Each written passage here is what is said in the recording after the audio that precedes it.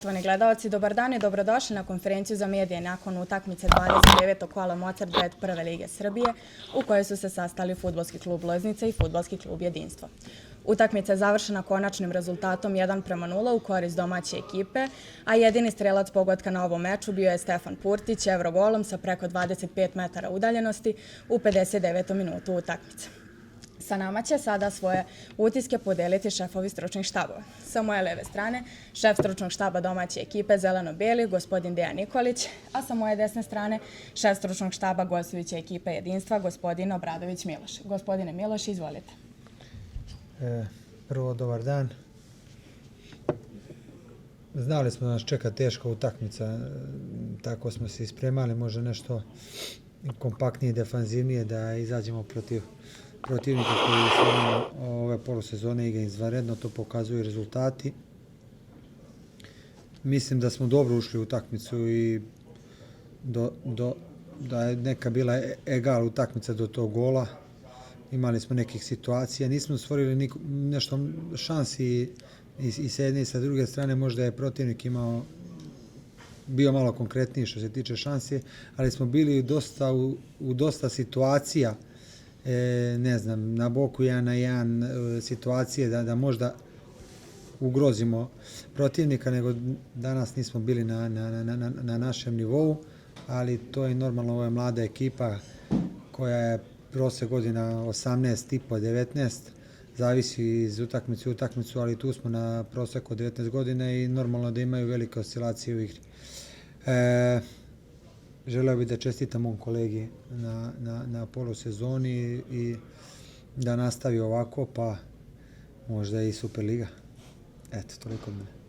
Hvala vam puno. Hvala bih čestitkama od kolege. Sigurno je ekipa UBA pokazala ovo proleće da igra izuzetno dobro, pogotovo ti zadnji rezultati pokazali su da je ekipa za respekt u svakom slučaju.